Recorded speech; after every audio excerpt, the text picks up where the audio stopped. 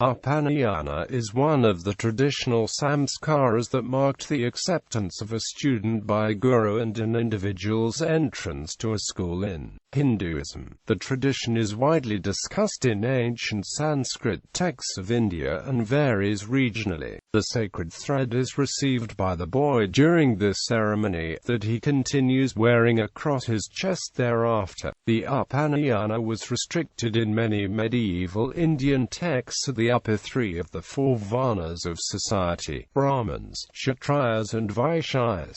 However, Vedic period texts such as the Bodhayana Griha Sutra encourage all members of society to undergo the Upanayana. Even Shudras, women, were encouraged to undergo Upanayana in ancient India before they started Vedic studies before the wedding. Etymology. Upanayana literally means the act of leading to an ear. It is an important and widely discussed saṃskāra in ancient Sanskrit text. The rite of passage symbolizes the leading or drawing towards the self of a child in a school by a teacher. It is a ceremony in which a guru accepts and draws a child towards knowledge and initiates the second birth, that is, of the young mind and spirit. Description. Upanayana is the rite of passage for the start of formal education of writing, numbers, reading, Vedangas, arts and other skills. The Upanayana rite of passage was also important to the teacher, as the student would therefrom begin to live in the Gurukul. Upanayana was an elaborate ceremony that included rituals involving the family, the child and the teacher. A boy receives during this ceremony a sacred thread called Yajnopavitam that he wears. The Yajnopavita ceremony announced that the child had entered into formal education. In the modern era, the Upanayana rite of passage is open to anyone at any age. The education of a student was not limited to ritual and philosophical speculations found in the Vedas and the Upanishads.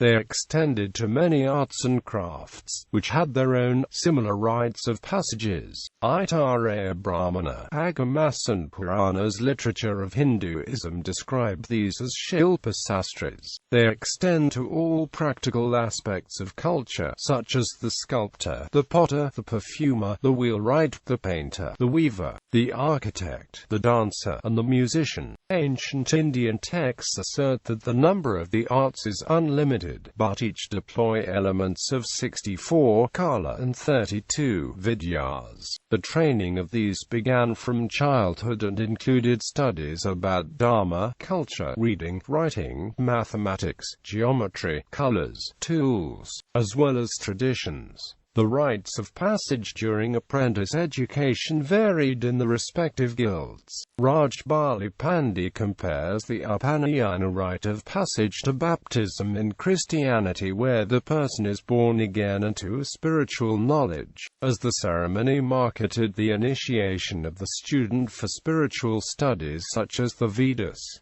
Age, gender and varna restrictions. In Hindu traditions, a human being is born at least twice, once at physical birth and second at intellectual birth through teacher's care. The first is marked through the Jatakarman saṃskāra ritual, the second is marked through Upanayanam Vidyaramba, rites of passage. A sacred thread was given by the teacher during the initiation to school ceremony and was a symbolic reminder to the student of his purpose at school, as well as a social marker of the student as someone who was born a second time. He went about collecting firewood in forest and food donations from villages on a daily basis. Many medieval-era texts discuss Upanayana in the context of three varnas: brahmins, kshatriyas and vaishyas. Several texts such as Sushruta Sutrasthana, however, also include Sudras entering schools and the formal education process, stating that the Upanayana saṃskāra was open to everyone. The Bodhayana Griya Sutra in verses 2.5.8 and 2.5.9 states the teacher to a hymn initiate a Brahmin in spring, a kshatriya in summer, a vaishya in autumn, a Sudra in the rainy season, or all of them in the spring. The ceremony was typically performed at age 8 among the Brahmins, at age 11 among the kshatriyas, and age 12 among vaishyas.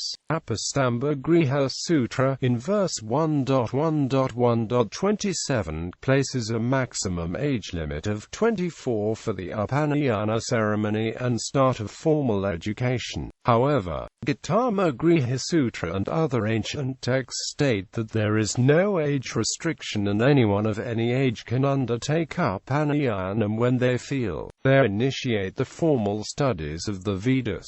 Women and Upanayana. In some regions, in modern times, boys and girls undergo the tradition of Upanayana initiation when they start the formal schooling. In ancient and medieval eras, texts such as Harita Dharma Sutras, Asvalayana Grhy Sutra and Yamasmiti suggest women could begin Vedic studies after the Upanayana rite of passage. Girls who decided to become a student underwent the Upanayana rite of passage at the age of 8, and thereafter were called Brahmavardhini. They wore a thread or upper garment over the left shoulder. Those girls who chose not to go to a gurukul were called Sadyavadu. However, the Sadyavadu, too, underwent a step during the wedding rituals, where she would complete Upanayana, and thereafter wear her upper garment over her left shoulder. This interim symbolic Upanayana rite of passage for a girl, before her wedding, is described in multiple texts such as the Gobhila Griha Sutra verse 2.1.19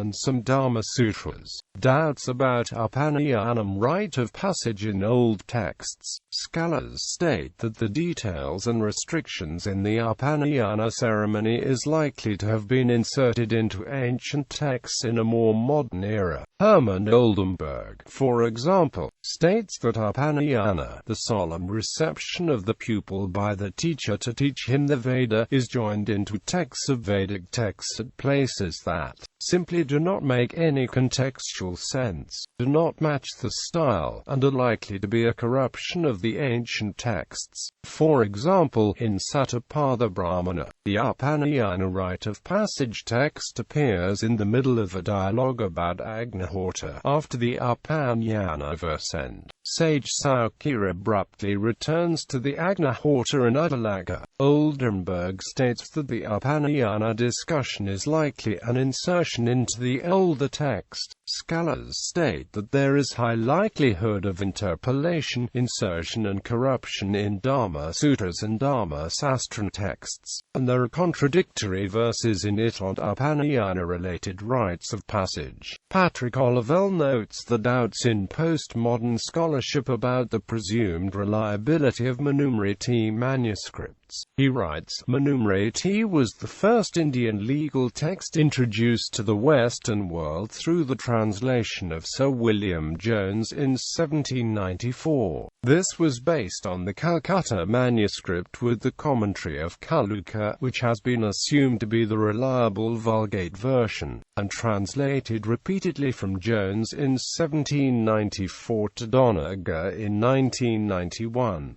The reliability of the Manusmriti manuscript used since colonial times, states Olivelle, bullshit, far from the truth. Indeed, one of the great surprises of my editorial work has been to discover how few of the over 50 manuscripts that I collated actually follow the Vulgate in key readings.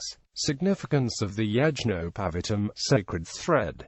The sacred thread is a thin cord composed of 3 cotton strands. The strands symbolize different things in the regions. For example, among Tamil Hindus, each strand is for each of the 3 trinity of goddesses. The ancient Sanskrit texts offer a diverse view while describing Yajnopavitam or Upavita. The term Upavita was originally meant to be any upper garment as stated in verse 2.2. 2.4.22-2.4.23 of Apastamba Dharma Sutra, or, if the wearer doesn't want to wear a top, a thread would suffice.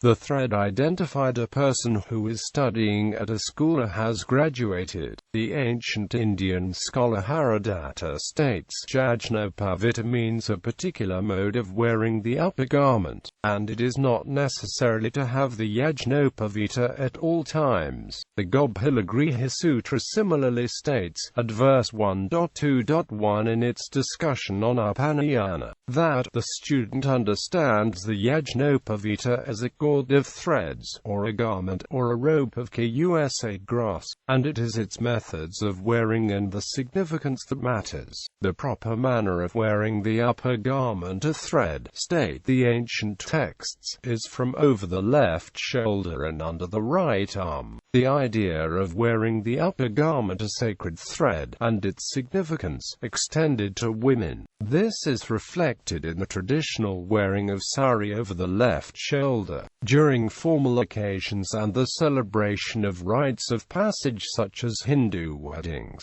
It was also the norm if a girl undertakes the Upanayana ceremony and begins her Vedic studies as a Brahmavardhini. The sacred Yajñopavitam is known by many names, such as Bratabandha, Janavara, Jundikpoita, Punal, Janus Lagun, Yajñopavita, Jagyopavit, Yonya and Zuna. The other Sanskrit term for it is avyanga. Vedic medieval tradition. There is no mention of any rule or custom, states Patrick Olivelle, that required Brahmins to wear a sacred string at all times. In the Brahmanical literature, Yajñopavitam, textual evidence suggests, is a medieval and modern tradition. However, the term Yajñopavita appears in ancient Hindu literature, and therein it means a way of wearing the upper garment during a ritual or rites of passage.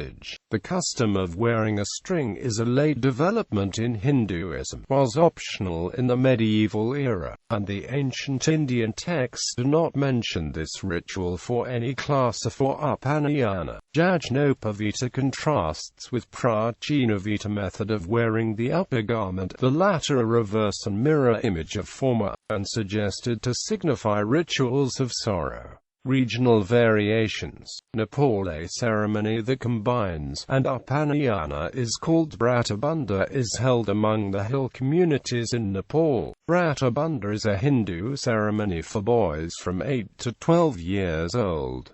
The rite of passage involves the entire family and a teacher from the school. The ceremony ends as the boys ask the relatives for rice and receive tikka from their aunts. This practice is done to signify the traditional life of a monk and give the boys a spiritual grounding for the first life lesson. Traditionally, these boys were sent to ashrams of gurus to learn in a gurukul system of education. The Bratabandha, like other Nepali festivals, is a family event. It recognizes an important rite of passage. India, the ceremony is called Munjira Maunji Bandhana in the state of Maharashtra. This name finds its origin in the name of a grass called Sakaram Munja. This grass is used to make a girdle that is tied around the waist of the child. In Gujarat, Madhya Pradesh and in several areas of Uttar Pradesh and Bihar, the sacred thread is known as the Janoi or Geneva.